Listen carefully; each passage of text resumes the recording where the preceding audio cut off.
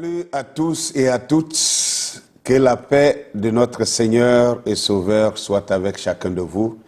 Ce matin, après vraiment un grand moment de silence, voilà, je vous reviens avec ce message de ce matin qui est simplement une réponse aux questions que certains d'entre vous m'ont posées. Et j'ai voulu ne pas leur répondre en inbox, mais plutôt répondre pour que cela puisse servir à tout le monde.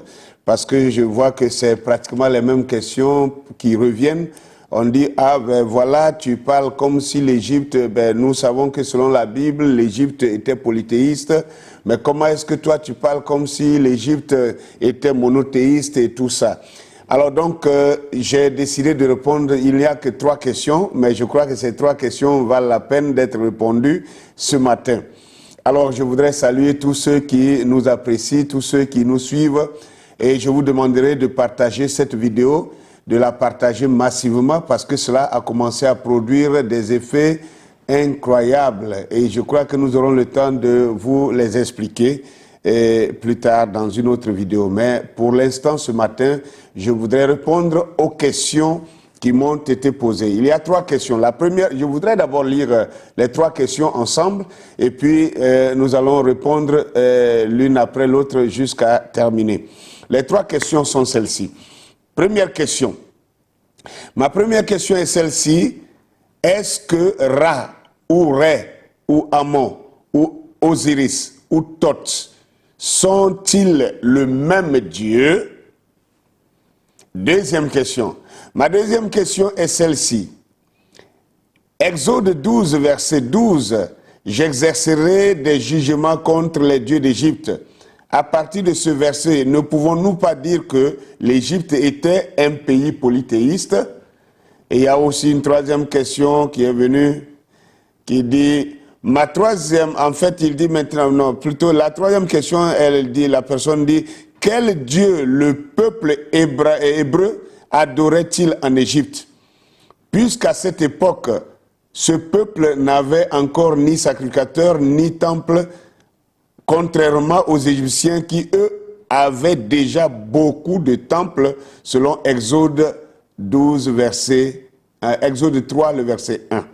Donc voici là les 3 questions et je voudrais commencer à répondre par la première question qui dit que est-ce que les appellations Ra, Ré, Amon, Osiris, Thoth, est-ce que ces appellations, est-ce que cela représente un seul Dieu? Sinon, n'est-ce pas là le polythéisme des Égyptiens? Voilà un peu la question qui a été posée. Alors, pour cela, je voudrais commencer par dire ceci. Voyez-vous, longtemps, nous avons lu, ou pour certains, on n'a fait qu'écouter, on a entendu les racontars, on n'a même pas vérifié. Mais si nous voulons aller dans la profondeur des choses et chercher, je crois que ces appellations ici ne sont pas de la Bible et la personne qui a posé la question est censée être un chrétien et en tant que chrétien, il voudrait savoir, puisque chaque fois je parle, j'ai même fait un message que j'ai intitulé la passation de flambeau, c'est-à-dire comment la vraie adoration, le flambeau de la vraie adoration est-elle passée des Kamites égyptiens aux Sémites abrahamiques. Alors donc, dans cette vidéo, j'expliquais que la notion de Dieu a été prononcée pour la première fois en Égypte et que c'est parce que les Égyptiens avaient Dieu. Ils adoraient le vrai Dieu. Et qu'ils sont arrivés à la déchéance et qu'il y avait la corruption dans la foi qui était arrivée. C'est pour cela que Dieu avait voulu passer le flambeau, n'est-ce pas, à un autre peuple. C'est pour cela que Dieu a fait venir Abraham en Égypte. Et donc, je crois que toutes ces vidéos que les gens, et les uns et les autres, vous avez écoutées, toutes ces choses, tous ces messages ont engendré certainement ces questionnaires que vous m'avez apportés. Et je suis heureux de pouvoir répondre à ces questions ce matin. je voudrais avant tout commencer par quelque chose. Vous savez, les hiéroglyphes qui sont gravés dans les pierres en Égypte, dans diverses pyramides, ces hiéroglyphes ont été traduits par beaucoup de personnes. Certains, les historiens, des archéologues, beaucoup se disant égyptologues, spécialistes de l'Égypte, spécialistes de ceci, spécialistes de cela. Et il y a eu beaucoup d'interprétations autour de cela. Et ces interprétations ont fini, au lieu de nous éclairer, ont fini par jeter plutôt un doute, un flou, une confusion sur la compréhension même de ces écrits qui sont gravés dans ces pierres-là. Et moi, je crois un homme qui est un prophète du XXe siècle qui nous a déclaré, et je le crois, que Dieu a écrit 3 Bibles. Il a dit la première Bible, c'était les étoiles dans le ciel, c'est-à-dire le zodiaque. Il dit la seconde Bible que Dieu a écrite, que moi j'appelle la première Bible de Dieu sur terre, il dit Dieu l'a écrit dans les pyramides. Et la deuxième, c'est celle que nous avons sur papier ici.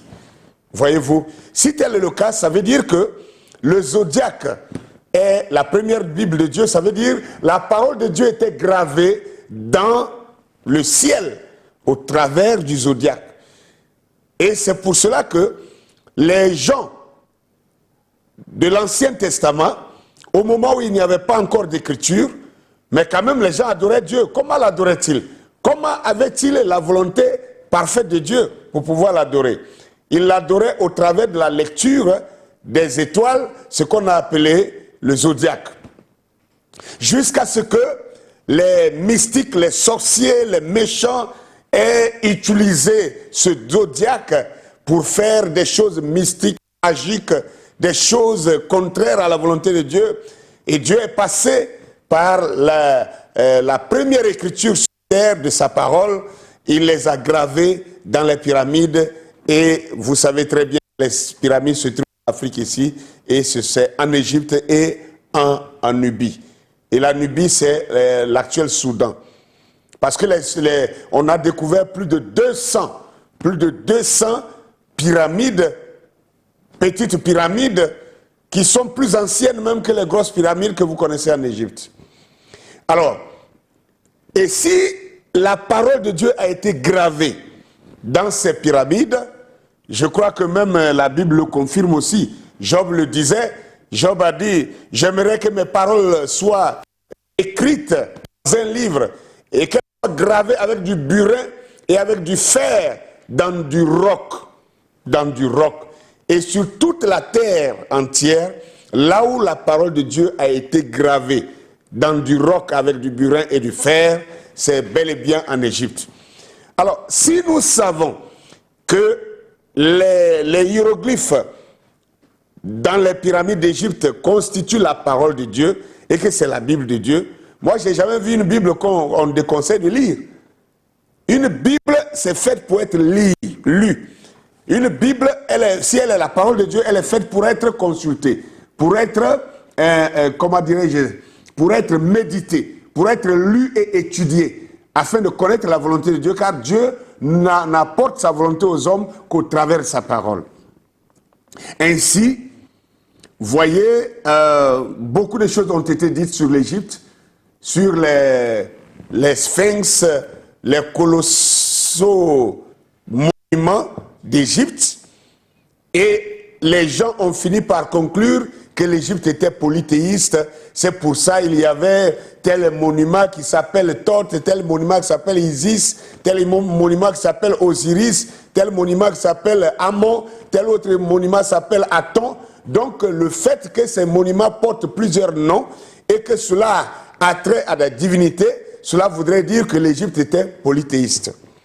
Mais je tiens ici un livre, un égyptologue également, qui, après avoir lu ses compères, les livres de ses compères, lui, il revient sur l'interprétation exacte des hiéroglyphes et pour essayer de corriger beaucoup de choses qui ont été dites à propos de ces hiéroglyphes qui ne sont pas justes. Et je voudrais commencer par ça, ce livre, il est de François-Xavier Herry et Thierry Henel. Ils ont écrit la Bible de Pierre. Le livre est intitulé La Bible de Pierre, l'alphabet sacré de la grande pyramide. Donc la Bible de Pierre, il ne s'agit pas de l'apôtre Pierre, il s'agit de la pierre, le caillou, c'est-à-dire la Bible des pyramides. La Bible qui est dans les pyramides. C'est de ça qu'il s'agit.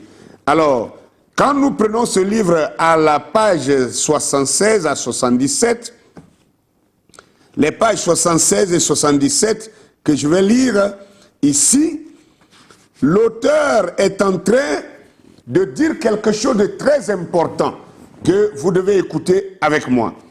Il dit ici, le terme de sarcophage par lequel nous désignons la longue boîte dans laquelle les Égyptiens enfermaient leurs momies vient du grec sarcophagos. Cela vient du grec sarcophagos, qui signifie ou qui mange les chairs. C'est-à-dire, quand les Grecs ont essayé de traduire ça dans leur langue, la signification de leur traduction veut dire que ce coffre-là dans lequel on mettait les momies des pharaons et des Égyptiens, que c'est celui qui mange les chairs. Donc celui qui mange les chairs, ça veut dire celui qui tue le corps. Ce qui veut dire, cela a trait à la mort. Mais il dit ici, en écriture hiéroglyphique, le terme désignant le même objet, en égyptien, ça veut dire Nep-Ankh. Nep-Ankh signifie possesseur de vie. Vous voyez la différence? Les Grecs, eux, ils disent que le sarcophage, que ce coffre donne la mort. Mais les Égyptiens ne disaient pas ça.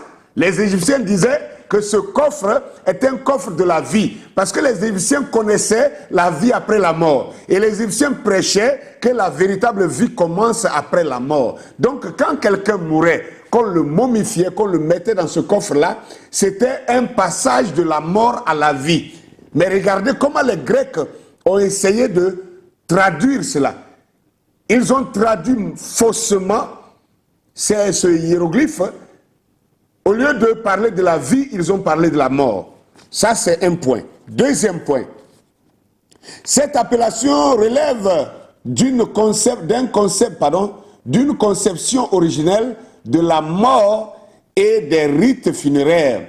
Le corps momifié était déposé dans les bras de la déesse de l'Occident, du couchant du soleil, qui, pense-t-on, le conduisait dans le monde de l'au-delà, où il renaissait à la vie éternelle. On constate que ce qui, dans la terminologie égyptienne, était lié à la notion de vie, est devenu, dans le vocabulaire grec, puis dans l'Occident chrétien, synonyme de mort. Donc déjà, si on prend ces petites choses basiques, ça nous permet de voir la grande confusion qui s'est retrouvée dans l'interprétation de ces hiéroglyphes et qui ont fini par, n'est-ce pas, montrer plutôt que l'Égypte était polythéiste, là où l'Égypte n'était pas encore arrivée au polythéisme. L'Égypte n'a pas commencé par le polythéisme. L'Égypte a commencé par le monothéisme. Je vais continuer par lire ce livre et vous allez voir la suite. Il continue pour dire ceci. En persistant ainsi dans le maniement d'un vocabulaire inadapté, nous creusons plus profondément de jour en jour le fossé qui nous sépare de l'esprit de l'ancienne Égypte. En continuant à parler ainsi de temples funéraires, de salles hypostyles, de jardins botaniques, de soleil ou de horus d'or, de momies, etc., etc., c'est-à-dire à utiliser tout un lexique païen pour désigner les différents éléments constitutifs de la spiritualité de l'ancienne Égypte, nous perdons la dimension symbolique des mots et des sons tels qu'ils existaient dans l'écriture hiéroglyphique. À part là, et par là, nous faussons jusqu'au sens de leurs monuments. Dès lors, pour approcher de façon plus authentique et vraie la pyramide de Khéops, sa vocation et les fonctions respectives de ces trois salles intérieures ou intérieures, nul n'a besoin de déployer les techniques les plus sophistiquées. Il s'agit avant tout de remonter en deçà des désastres grecs.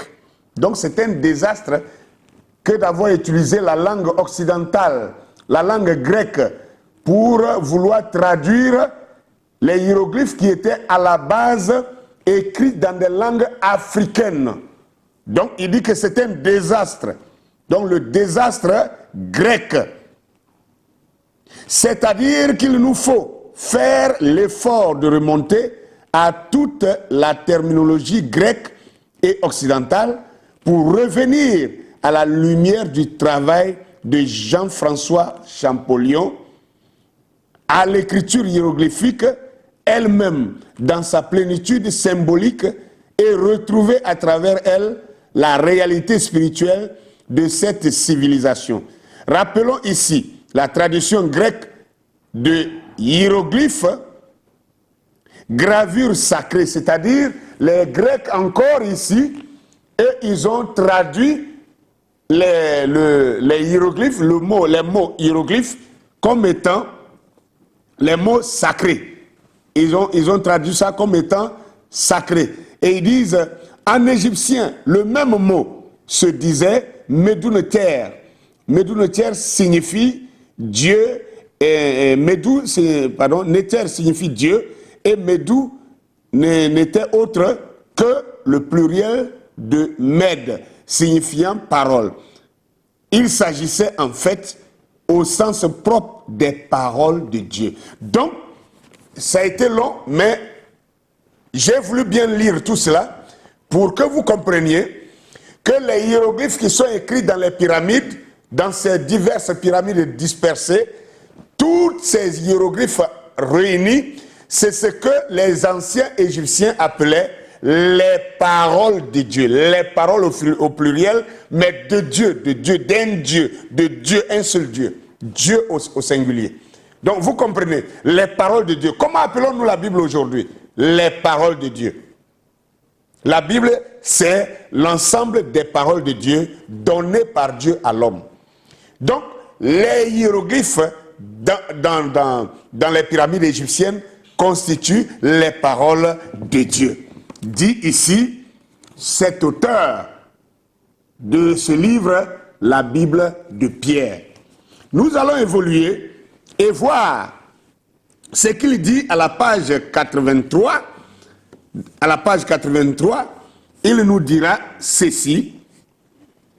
Il dit, le hiéroglyphe est associé, comme l'a démontré Champollion, à la notion d'enfant. Est-ce que je suis non? Excusez-moi. C'est plus haut, plutôt. Excusez-moi. Je reprends. Le symbolisme constamment présent dans l'écriture égyptienne est loin d'être un simple moyen de communication entre les êtres. Il est le véhicule d'une pensée éminemment religieuse, faisant usage, comme le Nouveau Testament, de symboles, de paraboles, pour tenter d'exprimer l'inexprimable.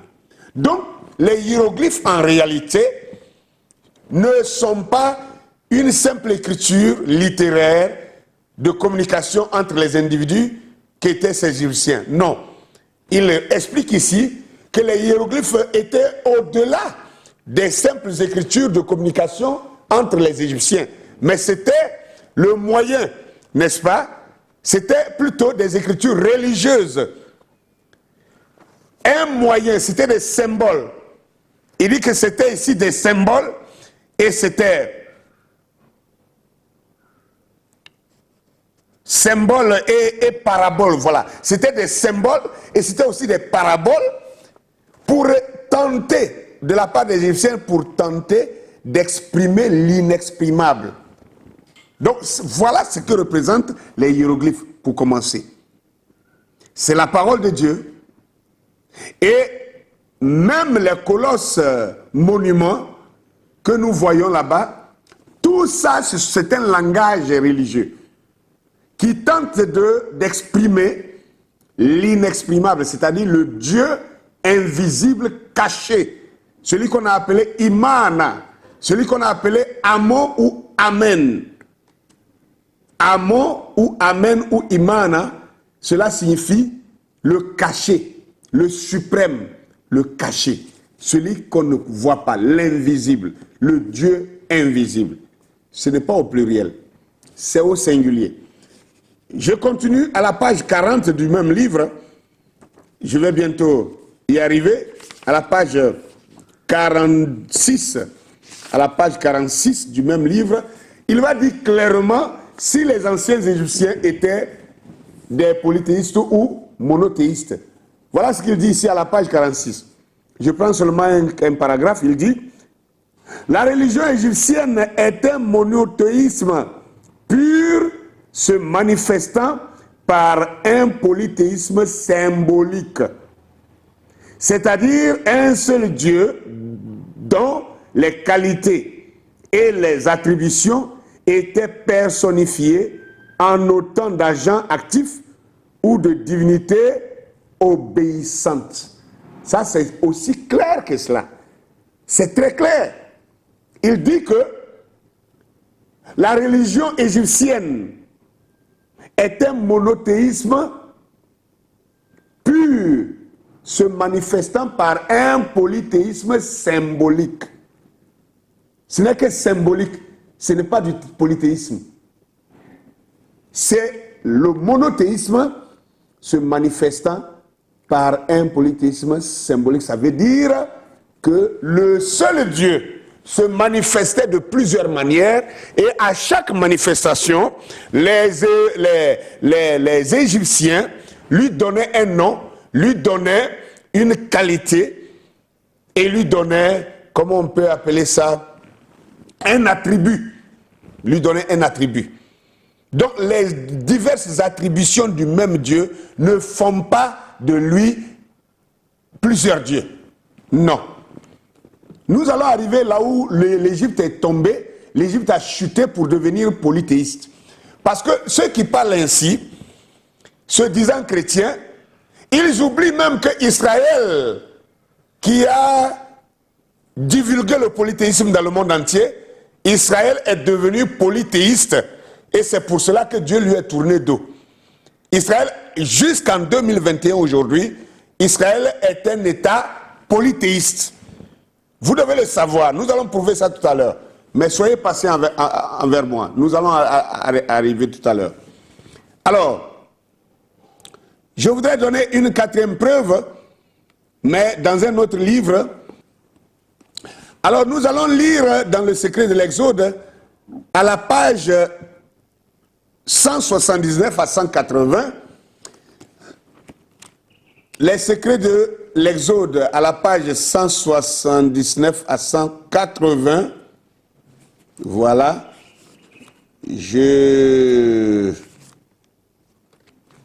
179 à 180. Écoutez très bien ce qui est écrit dans cette partie de ce livre ici. Il dit ici, la dernière partie du papyrus qui a pour titre « Exaltation à Dieu » révèle la création du monde tel que la concevaient les Égyptiens 2000 ans avant la Bible. Écoutez très bien. Alléluia. Donc ici, les secrets de l'Exode et l'origine égyptienne des Hébreux, comme sous-titre, est des auteurs Messode et Roger Sabat. Messode et Roger Sabat. Ils sont deux auteurs qui ont écrit ensemble. les secrets de l'Exode, l'origine égyptienne des Hébreux. Alors, il dit ici que l'exaltation de Dieu révèle la création du monde tel que la concevaient les Égyptiens 2000 ans avant la Bible. Ça veut dire 2000 ans avant la Bible, les Égyptiens, nos ancêtres les Égyptiens, ils avaient la notion, ils connaissaient la notion, n'est-ce pas, de la création du monde par Dieu. Et il dit ceci: l'introduction à la sagesse enseignée à Méricaré montre les croyances des anciens Égyptiens. À travers la parole de Pharaon se profile la notion d'un Dieu suprême, omniprésent et invisible, dominant le monde bien qu'il soit représenté par des statues. Ce Dieu étrange décrit par Pharaon a-t-il quelque chose de commun avec le Dieu de la Bible, créateur de l'univers? N'est-il qu'un Dieu parmi d'autres appartenant au panthéon égyptien? Voici les paroles de Pharaon Kéti III à son fils. Maintenant écoutez, quand on va lire les paroles de Pharaon Kéti III à son fils, ce qui est gravé dans les pyramides là-bas, vous allez vous-même tirer vos conclusions, si oui ou non les Égyptiens antiques étaient des monothéistes. Écoutez bien ce qui est gravé dans les pyramides qui a été reporté dans ce livre ici. Il dit ceci: agis pour Dieu afin qu'il puisse faire de même pour toi. Pratique l'offrande afin de revigorer ses autels. Fais graver ses inscriptions afin de perpétuer son nom. Pas ses noms, mais son nom. Ainsi Dieu sera-t-il informé de celui qui fait toutes ces choses pour lui, afin qu'en retour il en pourvoie les hommes. Car Dieu a fait les cieux, car Dieu a fait le ciel et la terre à leur intention. Il a calmé pour eux l'avidité des eaux. Il a fait l'air pour donner le souffle à leurs narines, et il les a créés à sa propre image. Et ils se lèvent au ciel chaque jour à leur intention. Voilà ce que les Égyptiens connaissaient déjà avant 2000 ans, avant la Bible. Ils savaient, ils croyaient en un Dieu qui leur parlait. Parce que c'est ce Dieu-là. Pharaon parle à son fils et dit, voilà, il faut faire, mets-toi au service de ce Dieu-là. Quel Dieu? Ce Dieu qui a créé le ciel et la terre. Ce Dieu qui a calmé l'avidité des eaux. Ce Dieu qui a fait l'air pour donner le souffle aux narines des hommes. Et il dit, il les a créés à sa propre image. C'est-à-dire, le Dieu que les Égyptiens croyaient, en qui les Égyptiens croyaient, ils croyaient que ce Dieu-là les avait créés aussi à son image. N'est-ce pas ce que la Bible dit 2000 ans plus tard? N'est-ce pas la même chose que la Bible a dit 2000 ans plus tard? Pourquoi voulons-nous sataniser ce qui est sacré? L'Égypte est devenue déchue plus tard. L'Égypte n'a pas commencé avec le polythéisme. L'Égypte a commencé avec le monothéisme. Et c'est ce monothéisme des Égyptiens que Dieu a légué aux Sémites, au travers du premier Sémite qui est venu, Abraham, dont les parents adoraient des milliers de dieux, plus de 700 dieux. Donc les Sémites étaient des polythéistes avant d'arriver en Égypte. Et c'est en Égypte, Dieu qui appelle Pharaon, il appelle Abraham, il l'amène en Égypte pour que Pharaon, qui avait la notion du Dieu unique, puisse l'instruire dans le monothéisme. Nous allons y arriver dans la Bible. Mais déjà, vous voyez qu'à partir de là, c'est clair.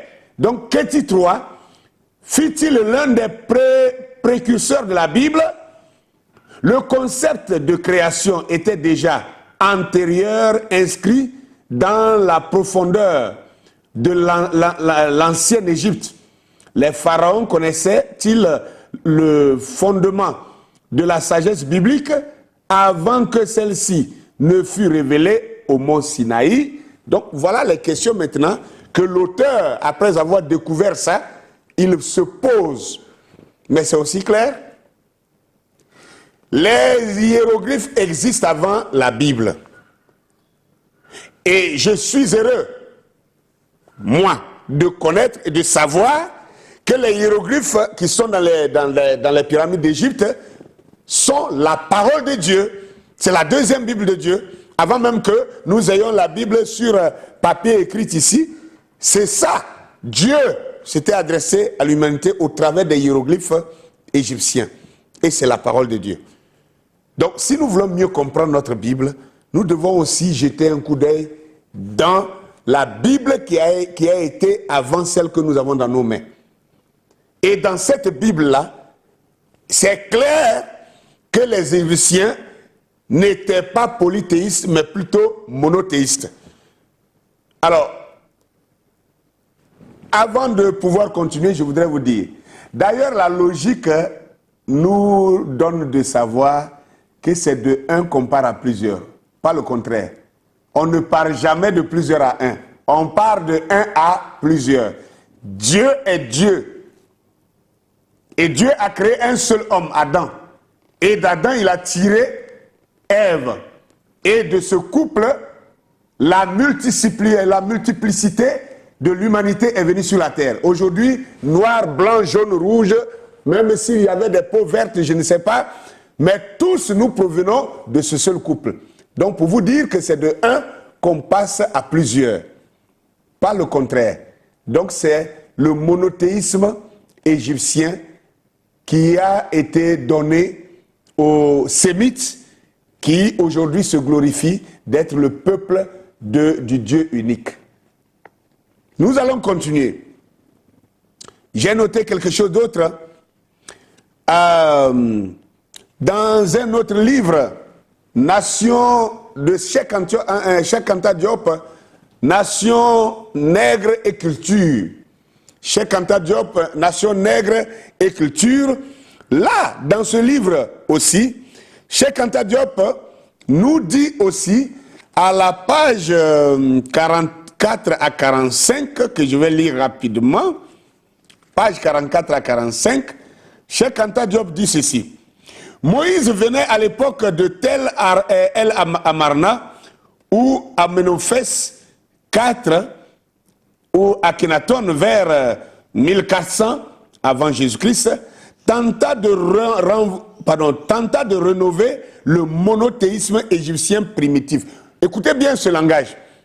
Moïse a tenté de rénover, c'est-à-dire ramener le monothéisme primitif des Égyptiens.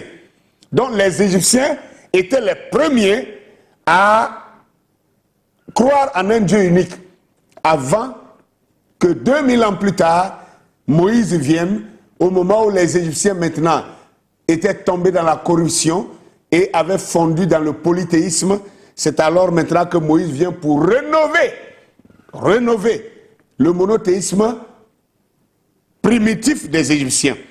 Et il dit, le monothéisme primitif des Égyptiens qui s'estompait sous l'appareil sacerdotal de la corruption des prêtres. Donc vous voyez, c'est quand les prêtres égyptiens ont commencé à tomber sous la corruption, c'est alors qu'ils ont commencé à adorer, à associer des divinités qui n'étaient pas au départ. C'est alors que Dieu a envoyé Moïse pour rénover, dit l'auteur ici. Et il dit, Akhenaton semble avoir tenté d'appuyer le centralisme politique dans l'immense empire qui venait d'être conquis par un centralisme religieux. L'empire avait besoin d'une religion universelle. Moïse aurait été touché par cette réforme religieuse. Il s'est fait à partir de ce moment, le champion du monothéisme dans le milieu juif. Le monothéisme, dans toute son abstraction, existait déjà en Égypte, qui elle-même l'avait emprunté au Soudan méroïtique, Éthiopie de l'ancien temps.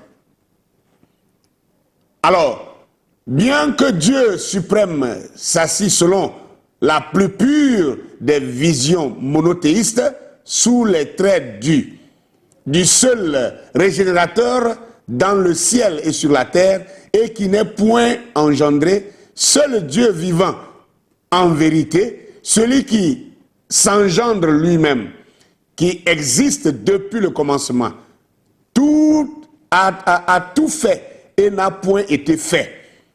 Amon, au nom signifiant mystère, adoration, se trouve un jour flanqué, doublé de Ra, de soleil, ou converti en Horus,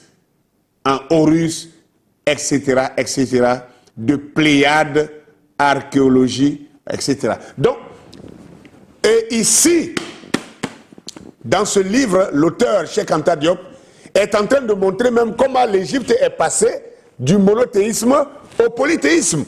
Il est en train de dire que le monothéisme, la notion du Dieu suprême, n'est-ce pas, est antérieure même aux Hébreux. C'est ce qu'il est en train de dire ici.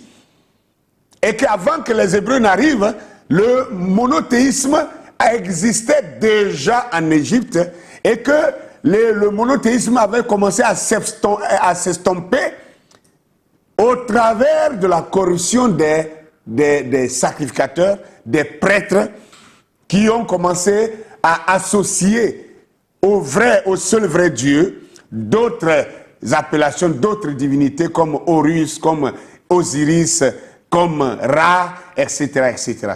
Et c'est là que la chose a dérapé. Alors, avant de revenir à cet autre livre, je voudrais encore avancer et dire ceci, que donc Ra, comme la question a été aussi précise, Ra ou Ré ou Amon ou Osiris ou Thoth sont-ils le même Dieu? Alors je vous répondrai en disant ceci. Savez-vous que si nous partons sur le fait de ces appellations et dire que, donc cela veut dire que l'Égypte était polythéiste, alors c'est que le christianisme est une religion polythéiste. Alors c'est que même l'islam est une religion polythéiste. Parce que l'islam dit que Allah a 99 noms. 99 noms composés. C'est ce que le Coran dit. Et que dit la Bible?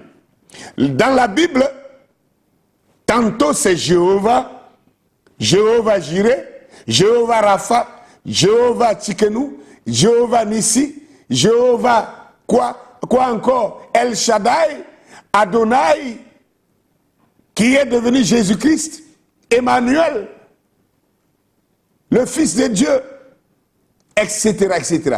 Si toutes ces appellations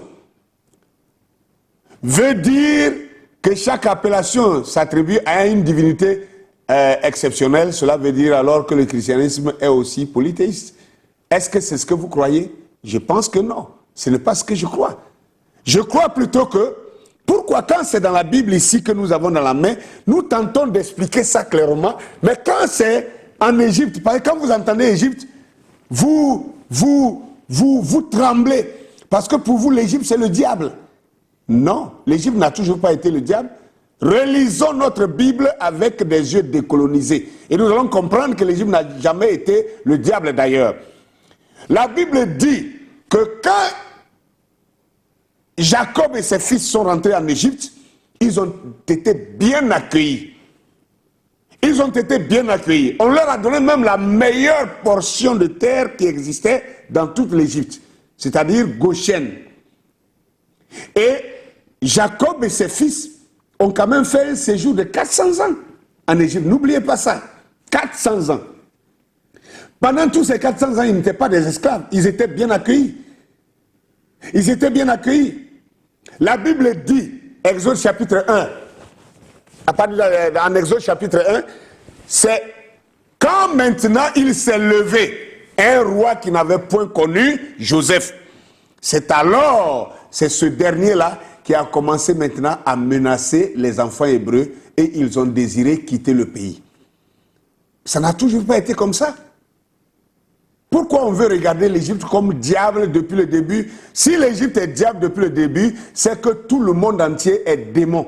Parce que tout le monde entier est le produit de l'Égypte. Ça aussi, c'est la vérité.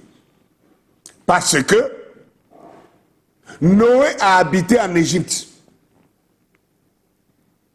Adam a habité en Égypte. Tous les patriarches depuis l'Ancien Testament, ils ont tous habité l'Égypte. Avant de sortir de l'Égypte pour aller dans les steppes où d'autres ont blanchi, leur peau ont blanchi suite au climat. Alors, maintenant, nous pouvons continuer. Nous pouvons continuer. Vous allez voir que ici, il y a quelque chose que je voudrais relever quand même. Dans le principe des Égyptiens antiques,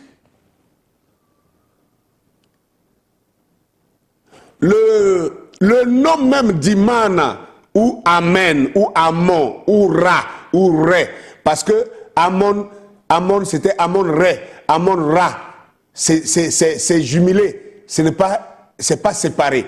C'est comme on dit Jéhovah Jiré, Jéhovah Rapha, Jéhovah Nissé, c'est la même chose. Donc c'est Amon-Ré, Amon-Ra, etc. C'est de ça qu'il est question. Maintenant, si nous voulons comprendre cela, le nom même du Mahana, ou Amon, renvoie à ces notions d'insondable, d'impénétrable, d'invisible, voyez-vous, d'inexprimable. Ceci dit, les prêtres kamites conceptualisaient dans un premier temps le principe divin comme étant un principe unique, c'est-à-dire le monothéisme. Et donc, ce Dieu Amon, il le voyait comme étant caché, contenant en lui-même l'origine de l'existence de toutes choses. C'est comme ça que les Égyptiens le conceptualisaient. Et dans le second temps, ce principe divin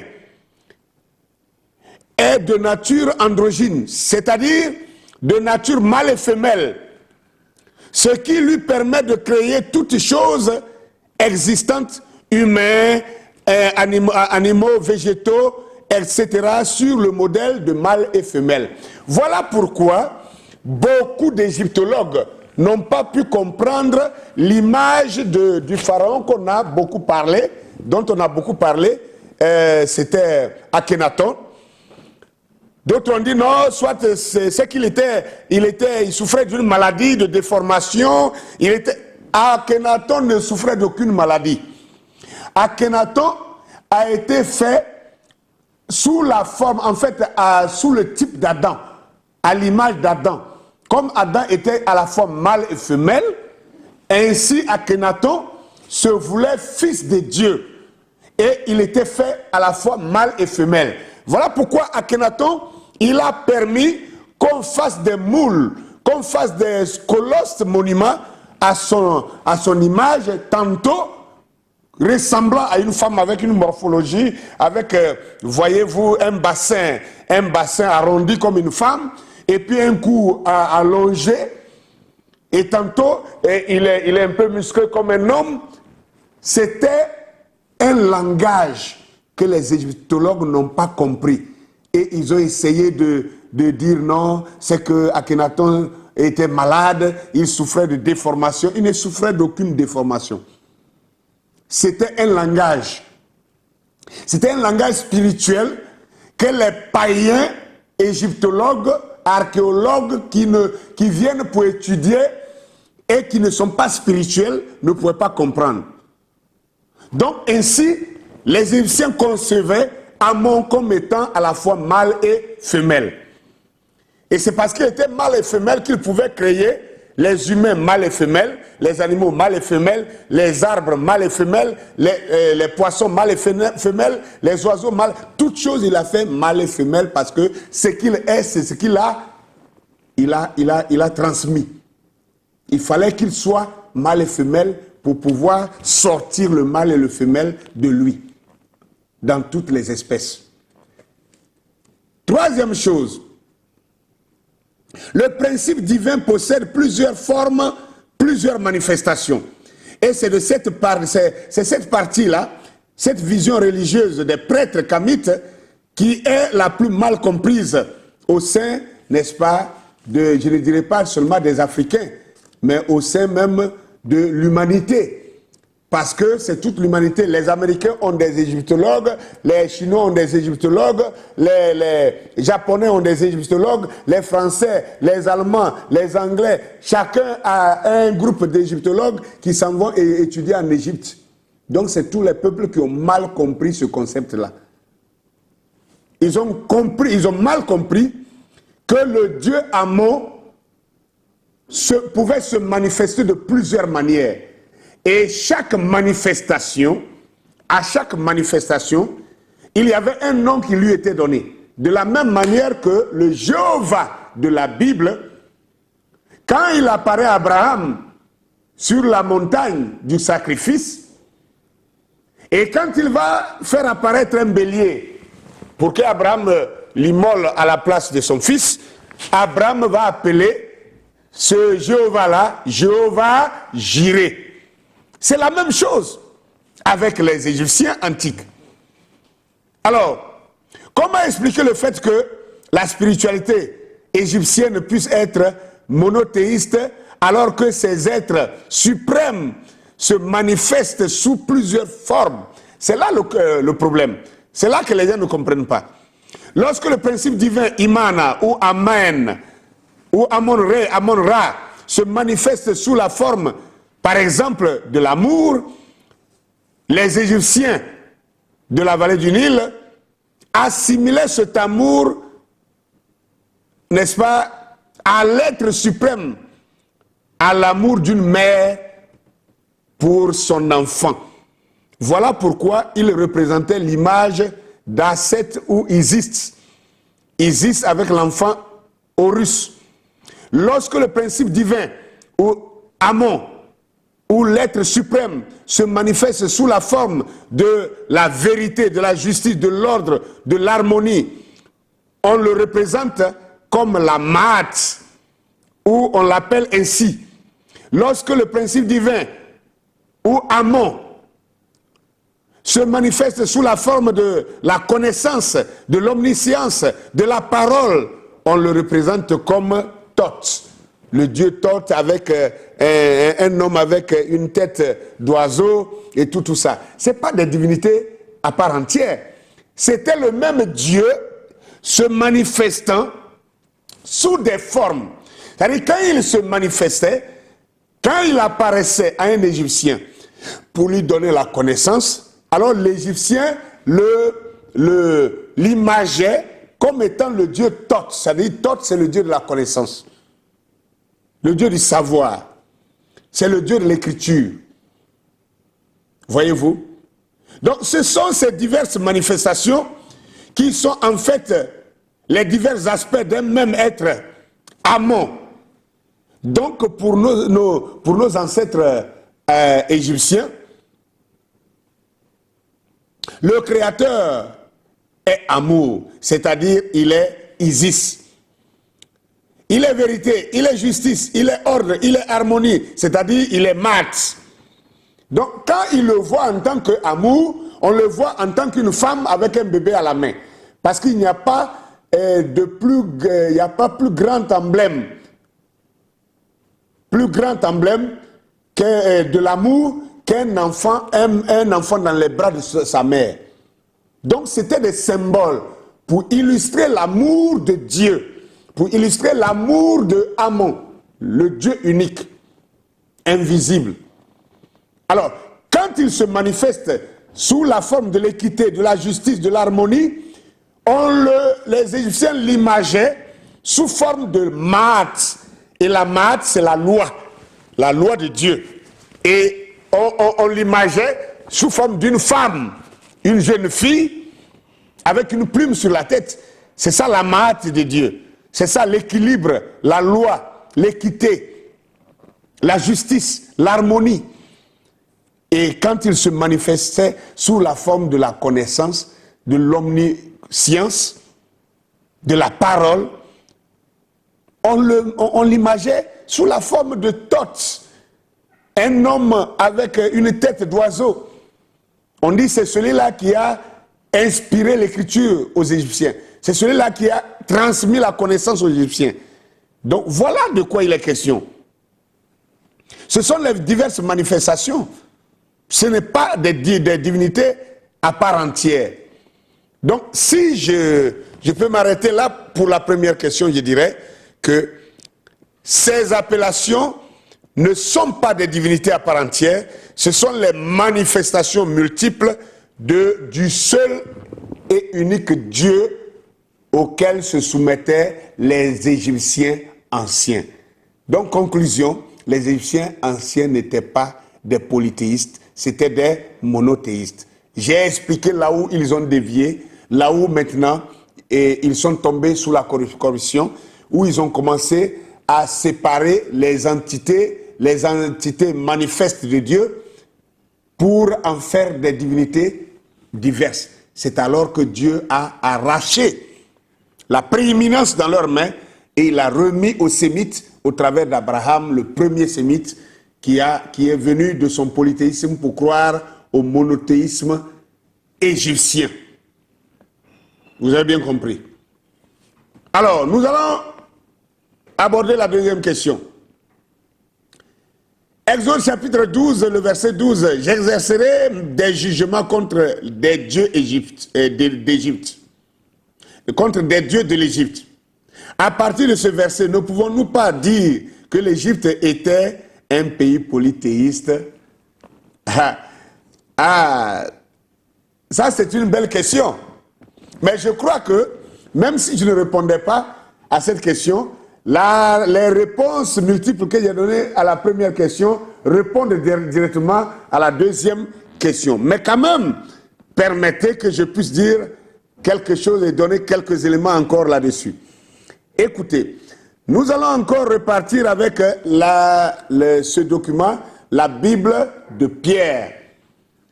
La Bible de Pierre, n'est-ce pas, de l'auteur Robert Laffont, plutôt c'était Robert Laffont,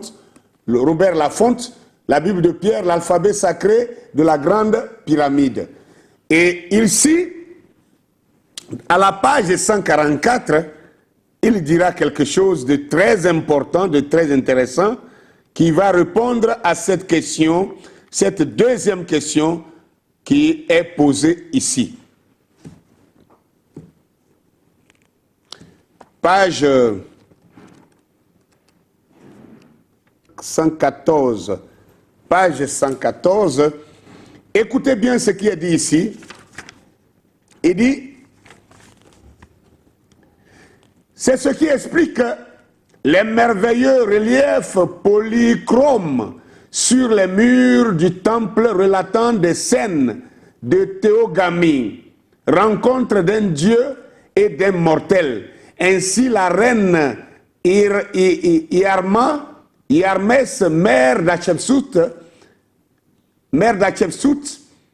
en s'offrant à la divinité, devient le réceptacle humain de la puissance divine de procréation. La théogamie est conforme à la volonté d'Amon. Pharaon, ici d'une union théogamique, est une émanation de la volonté d'Amon. Il est donc l'incarnation humaine et vivante de la divinité. Je prends ceci pour commencer à répondre à ces questions. Et il dit ici que Dieu a dit que je vais porter des jugements. Je vais exercer mes jugements contre les dieux d'Égypte. Donc les dieux d'Égypte. Les dieux d'Égypte au pluriel. Donc ça veut dire que les Égyptiens adoraient des dieux. Mais je voudrais seulement que vous ayez en mémoire 1 Roi chapitre 11. 1 Roi chapitre 11 à partir du verset 1. Lisez tout au long jusqu'au verset 11, verset 12 par là. Vous verrez que la Bible nous a dit d'abord que c'est sous Salomon que Israël a atteint son apogée. C'est sous le règne de Salomon que Israël a atteint son apogée. Mais c'est ce même Salomon, c'est sous son même règne que Israël a encore atteint son déclin. Pourquoi? Pourquoi Israël, qui a atteint son apogée, est arrivé au déclin si rapidement? Parce que Salomon, à la fin de sa vie, a commencé à adorer d'autres divinités que l'Éternel.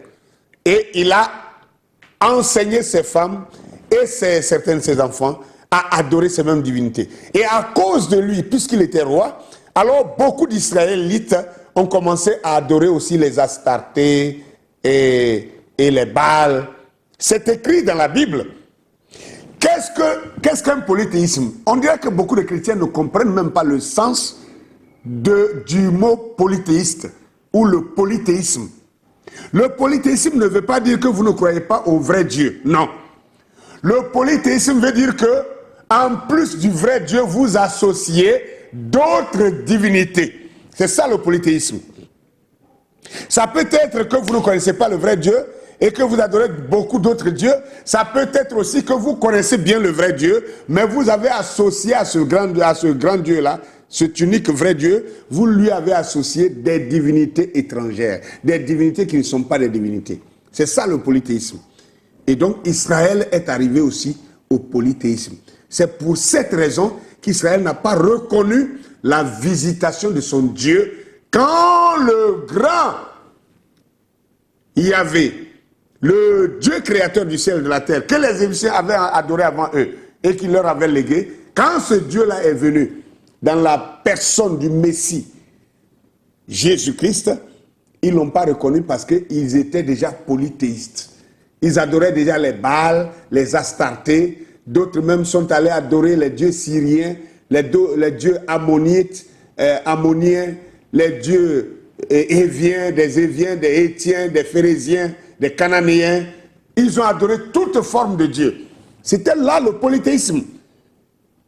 Vous devez comprendre ça. La nation israélienne, en 2021, là, est une nation polythéiste. Il faut que vous compreniez ça. Celui qui n'est pas d'accord, je l'attends, qu'il m'apporte ces questions. Nous ne sommes pas là pour badiner, on n'est pas là pour s'amuser. On dit les vérités. Et je vais rappeler encore un fait. Vous savez bien que quand Jacob fuyait la maison de Laban, son oncle, quand Jacob était en train de partir avec ses femmes, alors l'une de ses femmes, qui était Léa, je crois Léa, a volé les divinités de son père. Elle a volé les divinités de son père. Quoiqu'elle était déjà avec un Jacob qui était censé connaître le Dieu unique et qui leur avait enseigné le monothéisme. Mais malgré tout, elle a volé les divinités de son père qu'elle a cachées. Et son père les a poursuivis en chemin pour arracher ces divinités. Et la fille n'a pas donné, elle n'a pas rendu les dieux.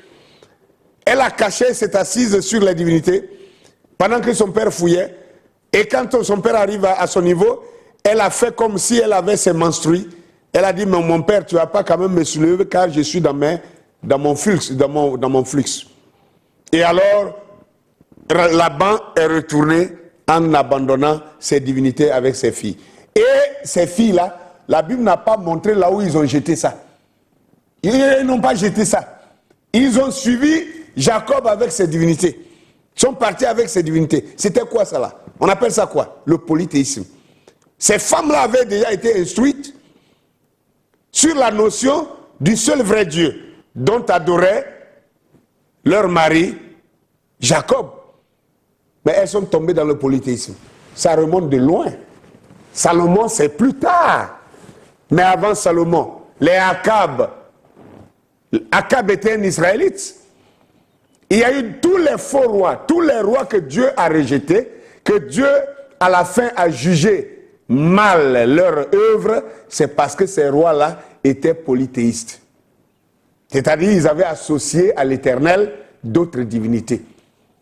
On peut voir comment on appelle celui-là que Nebuchadnezzar est venu prendre captif, ce roi-là, sous Jérémie. Pourquoi Jérémie a été jeté dans le puits? Pourquoi Jérémie a été mis en prison? Pourquoi Jérémie a été frappé, maltraité à tout moment? C'est parce que ce roi-là, il adorait d'autres divinités que l'Éternel. C'est ça le polythéisme, mes frères. Nous devons comprendre ça.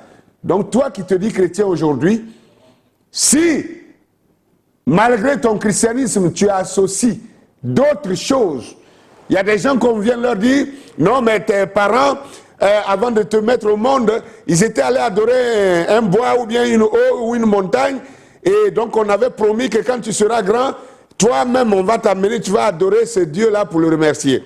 Tu dis non, moi je suis devenu chrétien, donc papa, moi je ne peux pas aller là-bas. On dit, ben si tu ne peux pas aller, mais écoutez, il faut que tu donnes l'argent, on va aller payer les moutons, on va payer les animaux pour aller sacrifier en ton nom. Et des gens qui se disent chrétiens, ils disent, bon d'accord, ok, comme moi-même je suis chrétien, je ne peux pas aller faire ça, donc je donne l'argent, aller payer pour faire. Vous appelez ça quoi? Parce que ce n'est pas tes mères qui ont fait. L'argent tu as donné pour aller payer les moutons, payer les cabris, les poulets, pour aller adorer en ton nom. C'est en ton nom, ils vont faire ça. Tu dois dire, niet, je ne crois plus ça. Cette divinité-là, si c'est elle qui croit qu'elle m'a amené au monde, qu'elle vienne m'enlever de la terre, on va voir. Moi, je crois à un Dieu qui m'a créé. Je ne peux pas adorer ça. Et si vous êtes allé faire ça en mon nom, ça vous engage. Moi, je ne mets pas 5 francs dedans. Voilà quelqu'un qu'on peut dire qu'il est monothéiste. Je laisse ça à votre conscience maintenant, que chacun commence à réfléchir à ça. Que le nom du Seigneur soit béni. Alors, nous allons continuer. J'ai lu ceci pour montrer un peu que même les terminologies de la Bible, les choses qui se sont passées dans la Bible, ici, là, ça s'était déjà produit en Égypte quand les Égyptiens étaient monothéistes. C'est-à-dire chaque pharaon était l'émanation, était le produit d'une divinité avec une femme terrestre. Exactement comme ce fut le cas de Marie qui a été fécondée, non pas par un être humain, mais par la divinité suprême. C'est la même chose. Si vous ne comprenez pas ça, je suis désolé. Je vais vous lire encore, là où c'est encore plus clair, dans les secrets de l'Exode. Dans le document Les secrets de l'Exode, je vais le lire à la page 176 à 177. Page 176 à 177. Oh. Est-ce que je ne l'ai pas lu déjà? Page 176 à 177. Voilà. Bien. L'auteur nous dit ici, écoutez bien la lecture ici. Oh, alléluia. Il dit, voici un extrait des paroles d'Amenophis III, roi des dieux, faisant parler Amon par sa bouche. Il dit, il fait parler Amon par sa bouche. Ça veut dire il prophétisait. Ça veut dire le Dieu Amon, le Dieu suprême, parlait au travers du pharaon Amenophis III. Donc on appelle ça prophétiser. Il prophétisait. Et il dit ceci, ce pharaon-là, dans la prophétie, il s'adresse à son fils. Et il dit ceci, écoutez très bien. Viens mon fils, Nep-Mat-Ré, c'est-à-dire Amenophis III, Yahou, héritier de Ré, fils de Ré, Amenophis, prince de Thèbes, j'entends tes paroles. J'ai vu ton monument. Je suis Amon ton père. Ah, Amon appelle ce pharaon-là son fils. Il dit, je suis Amon ton père, qui créa la beauté. Donc il dit, c'est lui qui a créé la beauté. Je t'ai mis au monde en même temps que Chou et Tefnout, après que tu es sorti de mon corps avant eux, après que tu sois sorti de mon corps. Il montre que ce pharaon-là, c'est son propre fils qui est sorti de son sein. Et il dit, je t'ai élevé lorsque je vins des eaux initiales, sans que j'ouvris ma bouche pour parler. J'ai créé la terre dans sa longueur et dans sa largeur. Donc ce Amon dit, c'est lui qui a créé la terre dans sa longueur et dans sa largeur. Donc vous voyez que il n'est pas différent du Dieu de la Bible. C'est de ça qu'il est question. Pour faire ce que souhaite mon cas, je te l'ai donné pour que tu règnes sur elle, comme jadis lorsque j'étais roi de la haute et de la basse Égypte.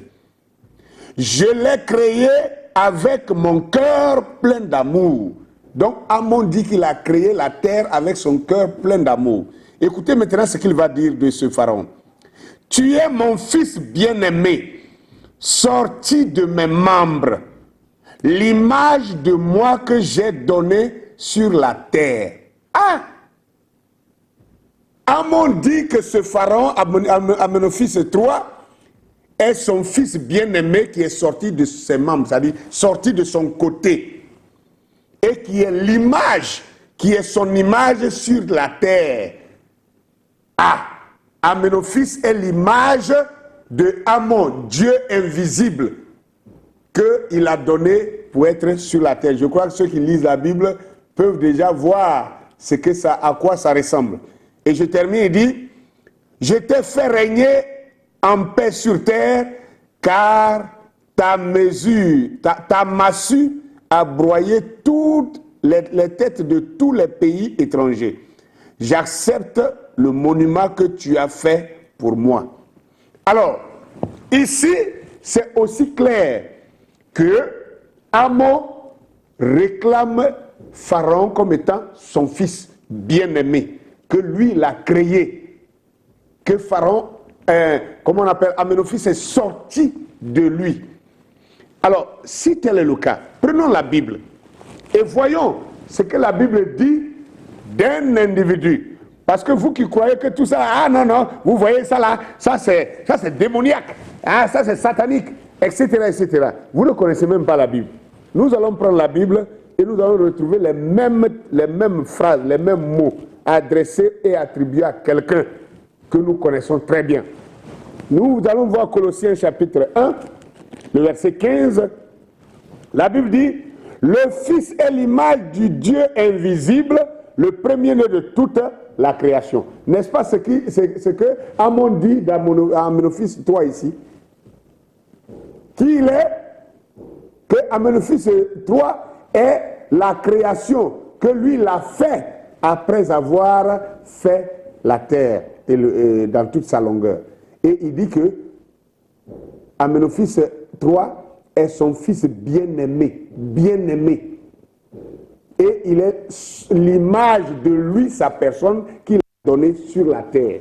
Ici, le Fils ici, c'est Jésus-Christ, dans le Nouveau Testament, qui est aussi l'image du Dieu invisible. Alors, maintenant, quand il dit qu'il est son Fils bien-aimé, nous allons voir, est-ce que Jésus-Christ a été aussi appelé Fils bien-aimé? Là, nous voyons dans Matthieu chapitre 12, le verset 18, Matthieu chapitre 12, le verset 18, nous confirme la même chose. Il dit, Matthieu 12, 18, il nous dit ici, voici mon serviteur que j'ai choisi, Mon bien-aimé en qui mon âme a pris plaisir.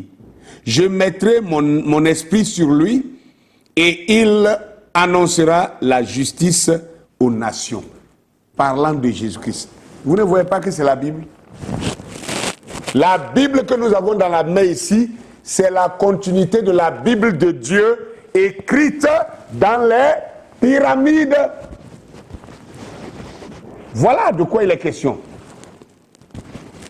Et nous devons comprendre ça. Alors, puis-je ajouter quelque chose? Nous voyons dans le livre des Hébreux que Jésus-Christ a été appelé le souverain sacrificateur, à l'image des souverains sacrificateurs mortels en Israël qui faisaient le service dans le temple de Dieu. Et regardez ici, dans l'Égypte antique, vous allez voir que les mêmes attributions qu'on donne à Jésus-Christ ici, c'était les mêmes attributions qui étaient données à Pharaon, au Pharaon. Parce que chaque Pharaon était censé être un fils de Dieu. Il était censé être le fils de Dieu. C'est-à-dire, être issu de l'union, comment on appelle ça, théogamique. Théogamique, c'est-à-dire l'union entre Dieu et une femme humaine. Alors, nous allons lire ici, dans le livre La Bible de Pierre, à la page 102 et 103, 102 et 103 de la Bible de Pierre, pour encore appuyer cette notion ici. Il dit ici, la statue du dieu Amon était alors portée sur la barque hors du sanctuaire. À cette occasion, Pharaon occupait lui-même le rôle intermédiaire entre son peuple et le Dieu invisible. Dans un premier temps, le roi pénétrait dans la maison du Dieu et traversait les différentes salles. Puis il se dirigeait vers le sanctuaire contenant l'image divine. Ici se produisait la rencontre entre les deux éléments constitutifs, c'est-à-dire la divinité, Pharaon et Amon. Lors de la statue d'Amon, irradiant, Pharaon jouait le rôle de la lumière solaire. Une transmigration de la toute-puissance divine s'opérait alors et le roi pouvait ressortir du sanctuaire ayant régénéré son énergie vitale et sa puissance spirituelle.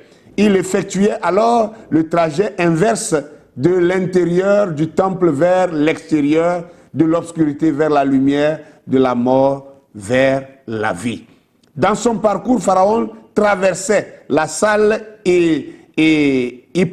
hypostyle verticale représentation du cosmos créé et habité par deux maisons de Dieu, etc., etc. Donc ici, nous voyons, je voudrais que vous regardiez, que vous puissiez zoomer sur cette image ici. Ici, on est en train de montrer comment Pharaon traversait trois entités pour aller rencontrer Dieu ici. Nous regardons cette figure-là, ça c'est un temple égyptien. Mais quand vous regardez ça, c'est la reproduction directe qui est appelée le temple de Salomon, où il y avait le parvis extérieur, le lieu saint et le saint des saints. Donc voilà le parcours de Pharaon depuis ici. Il parcourait jusqu'au lieu où lui seul avait le droit de rentrer là pour rencontrer Amon, qui est Dieu. Et il ressortait par là pour traverser les deux autres entités jusqu'à dehors. N'est-ce pas le rôle et l'action du souverain sacrificateur dans la Bible? Alors, pourquoi je prends toutes ces choses? C'est pour montrer que si, tel que le prophète Malachi 4 nous a dit que les hiéroglyphes marqués dans les pyramides étaient les paroles de Dieu. Alors, si c'est les paroles de Dieu, alors la Bible que nous avons dans nos mains ici ne peut être que la continuité de cette même parole de Dieu qui était inscrite déjà auparavant dans les pyramides. Donc, si la pyramide, les paroles pyramidales sont les paroles de Dieu, et que la Bible aujourd'hui est la parole de Dieu, alors la Bible devraient s'emboîter et dire la même chose. C'est pourquoi j'ai pris ces éléments pour essayer de vous faire voir la complexité ou la complémentarité de ces deux Bibles. Je crois qu'une autre fois, on va connecter ces deux Bibles maintenant avec le Zodiaque, qui était la première Bible de Dieu, que Dieu a écrit dans les lieux célestes au travers des étoiles. Alors, ainsi, permettez-moi de terminer avec la dernière question. La dernière question était: quel Dieu le peuple hébreu adorait-il en Égypte? Puisque à cette époque, ce peuple n'avait encore ni sacrificateur, ni temple, contrairement aux Égyptiens qui, eux, avaient déjà beaucoup de temples, selon Exode 3, le verset 1. Ah, ça c'est une très belle question. Bien, c'est en cela que chaque chrétien, s'il est conséquent envers lui-même, devrait d'abord poser son esprit et respirer un bon coup pour retrouver ses sens, pour saisir ce que je suis en train de dire et ce que je vais dire encore. On a comme l'impression que les Hébreux en Égypte avaient un Dieu qu'ils adoraient, contrairement à la divinité égyptienne. Mais la question déjà, celui qui a posé la question, dans sa même question, la réponse est sortie de sa propre bouche. Il dit: quel Dieu le peuple hébreu adorait-il en Égypte? Puisqu'à cette époque, ce peuple n'avait encore ni sacrificateur, ni temple, contrairement aux Égyptiens, qui eux avaient déjà beaucoup de temples selon Exode 3, 1. Alors, la réponse est déjà dans ta propre bouche. Comment un peuple qui n'a ni sacrificateur, ni temple, peut-il adorer un Dieu? Ils adorent quel Dieu? Et de quelle manière? Et pour quelle raison on n'a trouvé aucune trace d'eux en Égypte? Ça aussi, beaucoup de chrétiens sont ignorants de ça. Ça veut dire que ce peuple était en Égypte en préparation par Dieu pour que lorsqu'ils sortiront, Dieu leur permettrait de former un royaume à Canaan et qu'ils pourraient maintenant reporter tout ce qu'ils avaient appris des Égyptiens, de la vraie identité, de la vraie divinité que adoraient ces derniers pendant qu'ils étaient en séjour chez eux là-bas. Et si vous voulez, permettez-moi que je puisse vous donner des preuves bibliques maintenant pour que vous sachiez qu'est-ce que je suis en train de dire. Ce n'est pas du n'importe quoi, c'est de la vérité. Vous pouvez prendre avec moi Exode chapitre 20. Je suis maintenant prêt à terminer. Exode chapitre 20, de verset 1 au verset 15, que je ne vais pas tout lire.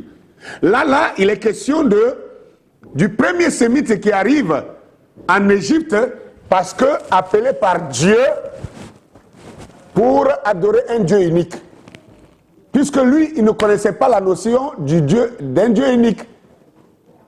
Abraham étant chez ses parents, dans son pays, en Mésopotamie, comme on le dit, à Our, où il est sorti, là-bas, les historiens disent qu'ils adoraient plus de 700 dieux ou 7000 dieux, je n'en sais même plus. Des milliers de dieux en tout cas. Et Abraham était polythéiste pour commencer. Et Dieu l'appelle et dit: sors de ton pays, de ta patrie, va dans un pays que je vais te montrer. Et Abraham commence à marcher là où Abraham va s'arrêter pour ne plus continuer. et puis il retourne pour aller bâtir sa maison à Canaan, ce pays-là s'appelait l'Égypte. Ça veut dire que depuis le départ, quand Dieu lui a dit « Sors, va dans un pays que je te montrerai », Dieu ne lui avait pas dit le nom de ce pays. Dieu ne lui a jamais dit « Va dans tel pays ». Mais il a dit « Va dans un pays que je te montrerai ». Et Abraham a continué à marcher. Il a fait ses tentes quelque part. Il a démonté, il a continué. Là où il est arrivé et puis il n'a plus continué, c'était en Égypte. Donc ça veut dire que l'endroit où Dieu lui indiquait de partir pour qu'il lui parle là, c'était en Égypte. Vous ne pouvez pas me dire le contraire, parce qu'Abraham n'a pas continué après l'Égypte. Et c'est en Égypte qu'il va rencontrer le roi d'Égypte, Abimelech, qui était roi d'Égypte, qui était un pharaon, qui avait la notion du Dieu unique, qui était un adorateur monothéiste et qui connaissait la loi de Dieu, la maths, comme je l'ai expliqué plus haut. Et regardez maintenant, quelque chose va se passer. C'est qu'Abraham arrive là, et comme c'est un nouveau converti, il a seulement l'appel de Dieu, mais il n'a pas encore reçu la véritable conversion. Abraham marche avec ses pensées de polythéisme, de multiples dieux, donc avec le mensonge lié à sa bouche. Et il dit à sa femme de mentir. Sa femme a menti. Vous connaissez cette histoire. Sa femme ment pour dire qu'elle est la sœur d'Abraham. On demande à Abraham, oh, et la femme, la belle femme avec qui tu marches, qui est-elle? Il dit, non, mais c'est ma sœur.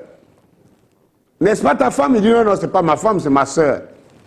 Alors, à force de mentir ainsi, Pharaon qui connaissait la loi de Dieu, qui savait qu'un homme ne devait pas épouser la femme d'un autre, Pharaon a pris le soin de demander à Abraham, est-ce que c'est ta sœur ou c'est qui? Et Abraham a menti à Pharaon en disant, c'est ma sœur. Et Pharaon a voulu, il a désiré la femme et il voulait la prendre pour femme. Et la Bible dit que Dieu, au verset 3 ici de Genèse chapitre 20, la Bible dit, Dieu apparut en songe à Abimelech pendant la nuit et lui dit, voici tu vas mourir à cause de la femme que tu as enlevée, car elle a un mari. Abimelech, qui ne s'était point approché d'elle, répondit, Seigneur, ferais-tu périr même une nation juste? Dites-moi, quelqu'un qui ne connaissait pas Dieu, comment avait-il la notion de la justice?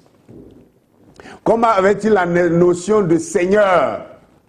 Il appelait Dieu même son Seigneur. Que dit notre Bible? Notre Bible dit quoi? Dans 1 Corinthiens chapitre 12, que nul ne peut dire Seigneur si ce n'est par l'Esprit de Dieu. Et Abraham dit ici, Seigneur, ferais-tu périr même une nation juste? Ça veut dire que non seulement non seulement Pharaon, mais tout son peuple connaissait le Dieu suprême qui parlait ce jour-là. Et ils étaient instruits à la loi de ce Dieu-là. C'est pourquoi il dit lui-même sa nation. Toute la nation égyptienne était une nation appelée une nation juste en ce temps-là. Et regardez, Dieu n'a pas dit le contraire. Dieu n'a pas contrarié Abimelech. Et Dieu lui dit, et il dit alors, ne m'a-t-il pas dit que c'est ma sœur? Et elle-même, n'a-t-elle pas dit, c'est mon frère? Ça veut dire que Abimelech a pris le soin de demander, de se renseigner. C'est Abraham qui a menti, c'est Sarah qui a menti. Ce sont eux qui voulaient mettre Abimelech dans un péché. Sinon, Abimelech, au départ, il n'a pas voulu pécher parce qu'il connaissait la loi de Dieu. Il avait un Dieu qu'il adorait. Il respectait ce Dieu. Il ne voulait pas pécher contre ce Dieu. Il s'est renseigné. Mais c'est eux qui ont menti. Et maintenant, alors, j'ai agi avec un cœur pur et avec des mains innocentes. Dieu lui dit en songe, je sais que tu as agi avec un cœur pur, aussi t'ai-je empêché de pécher contre moi. C'est pourquoi je n'ai pas permis que tu la touchasses. Maintenant, rends la femme de cet homme, car il est prophète. Il priera pour toi et tu vivras. Ah! Dieu dit, je savais que tu as agi d'un cœur pur, c'est pourquoi j'ai même empêché que tu la touches. Donc, regardez, Abimelech connaissait même la notion du péché. Quelqu'un qui ne connaît pas Dieu, qui connaît le péché. Hein? Donc, réfléchissons ensemble. Voilà les paroles de la Bible que nous avons dans nos mains, que toi aussi tu as dans ta main. Voilà ce que la Bible dit. Gloire à Dieu. Et alors, maintenant, arrivons au verset 11. Et au verset 10. Abimelech dit à Abraham, il a appelé Abraham maintenant le matin pour dire à Abraham, quelle intention avais-tu pour agir de la sorte? Abraham répondit, je me disais qu'il n'y avait sans doute aucune crainte de Dieu dans ce pays et que l'on me tuerait à cause de ma femme. De plus, il est vrai qu'elle est ma sœur. Oh! Donc, Abraham avait été appelé par Dieu. Dieu, lui, déjà dans sa préscience, avait fait d'Abraham son prophète. Mais Abraham n'était pas encore entré dans son ministère de prophète. Ça aussi, il faut le dire. Parce que vous pouvez retrouver ça aussi dans Actes chapitre 13. Quand Paul et les autres priaient, ils étaient de nouveaux convertis, ils étaient en train de prier. Et la prophétie a dit, mettez-moi à part Paul et Barnabas pour l'œuvre à laquelle je les ai appelés. Déjà là, ils étaient des prophètes, mais sans même avoir à exercer un seul jour. Donc on ne devient pas prophète, on le naît. On est prophète. Donc Abraham ici, Dieu savait qu'il avait fait d'Abraham son prophète. Mais ça ne veut pas dire qu'Abraham était déjà entré dans son ministère prophétique, parce que s'il était déjà entré dans son ministère prophétique, il n'aurait pas menti aussi sévèrement, gravement. Donc ça veut dire quoi? Dieu a envoyé Abraham en Égypte pour que Abraham rencontre ceux qui connaissaient ce Dieu-là avant lui et qui avaient déjà la loi de ce Dieu-là avant lui, qui avaient la parole de ce Dieu-là avant lui. Donc Pharaon, Abimelech était chargé d'instruire Pharaon dans la loi de Dieu, le Dieu qui venait de l'appeler, dont il ne connaissait rien. Mon frère, ma soeur, si tu me dis que ce n'est pas la vérité, dis-moi, toi-même, peu importe qui tu es, que tu sois un prophète, que tu sois un apôtre ou quoi, là où Dieu m'a appelé, Dieu t'a appelé dans ta maison, tu n'as jamais mis pied à l'église, Dieu t'a appelé dans ta maison. Et tu crois que tu vas t'élever comme ça, sortir, commencer à prêcher et puis commencer à créer église? Est-ce que c'est comme ça que ça se fait? Non! Quand Dieu appelle Samuel dans le temple, pendant que Élie, le sacrificateur, était dans le temple, Samuel entendait la voix d'Élie et il partait vers Élie pour demander, m'as-tu appelé? Pourquoi? Parce que l'appel de Dieu t'enverra toujours vers quelqu'un qui a déjà de l'expérience avant toi pour te mettre sur la bonne voie. Parce que, quoi que l'Esprit de Dieu habite en toi, tu es un homme de chair. Et tu as besoin de connaître. Et pour connaître, il faut apprendre. Pour apprendre, il faut trouver quelqu'un qui a déjà l'expérience de la chose. Et donc, Dieu a envoyé Abraham en Égypte vers Abimelech, qui était déjà expérimenté dans le contact avec Dieu. Et nous allons voir la suite. Dans 2 Chroniques, pas 2 Chroniques, d'abord Genèse chapitre 21, le verset 22 à 24. À la suite de cette conversation, Abimelech maintenant, après avoir gardé Abraham chez lui et lui avoir enseigné les paroles de Dieu, il va finir par dire maintenant ceci à Abraham, verset 22 de Genèse chapitre 1, il dit, en ce temps-là, Abimelech accompagné de Picol, chef de son armée, parla ainsi à Abraham, Dieu est avec toi dans tout ce que tu fais. Jure-moi maintenant ici, par le nom de Dieu, que tu ne tromperas ni moi, ni mes enfants, ni mes petits-enfants, et que tu auras pour moi et le pays où tu séjournes la même bienveillance que j'ai eue pour toi. Abraham dit, je le jure. Donc, vous voyez, à la fin de la formation d'Abraham, à la fin de l'enseignement, de l'apprentissage d'Abraham auprès d'Abimelech, Abimelech, pour lui délivrer, pour parler d'une certaine manière, pour ironiser un peu, Abraham, pour le délivrer, pour lui délivrer le certificat d'aptitude pour aller exercer en tant que prophète du Dieu que lui, Abimelech, avait déjà servi, Abimelech lui donne des instructions maintenant. Abraham, tu es trop menteur, tu mens trop. Tu mens trop, c'est pas bon. Le Dieu que moi je sers, qui t'a appelé, qui veut faire de toi son prophète, moi j'ai été prophète avant toi. Je te conseille maintenant de ne plus jamais mentir à quelqu'un. Jure-moi que tu ne me mentiras plus, que tu ne mentiras ni à moi, ni à mon peuple, ni à mes enfants, ni à mes petits-enfants. Jure-moi que tu ne vas plus mentir à quelqu'un. Et Abraham a juré devant Abimelech qu'il ne mentira plus. C'était alors que Abimelech va lui dire maintenant, Dieu est avec toi. Dieu est avec toi. Et alors, c'est comme ça qu'Abraham est parti. Alors, voyant toutes ces choses, tout ce que nous avons parcouru jusqu'ici, allez-vous encore continuer à dire que l'Égypte antique était polythéiste? Après toutes ces réponses, allez-vous continuer à croire que l'Égypte antique était polythéiste? C'est comme si quelqu'un disait que, comment on appelle, Israël du temps de David était polythéiste. Est-ce que c'est normal? Est-ce que c'est normal de dire ça? C'est pas normal. Ce n'est pas normal. Mais dire que après Salomon, Israël est devenu polythéiste, ça c'est la vérité. Ça c'est la vérité. Parce qu'ils ont commencé à construire des temples, des faux dieux partout en Israël. À commencer par Salomon lui-même. Pensez-vous que quand Salomon l'a fait, et les autres, les citoyens de son royaume n'ont pas fait la même chose? Chacun a commencé à construire des temples pour des idoles étrangères. C'était comme ça. Alors, mes frères, mes sœurs, je termine là pour vous dire que l'Égypte antique a commencé par le polythéisme et c'est dans sa chute.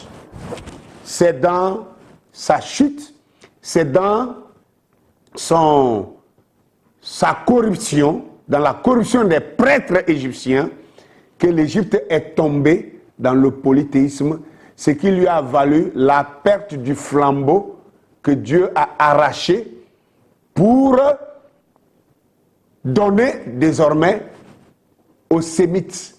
Et cela est passé par le premier Sémite qu'on appelait Abraham. Abraham qui va devenir le père d'Isaac, Isaac qui est le père de Jacob, Jacob qui est le père des 12 tribus, les 12 tribus qui ont pris finalement le nom de leur père est Jacob ou Israël.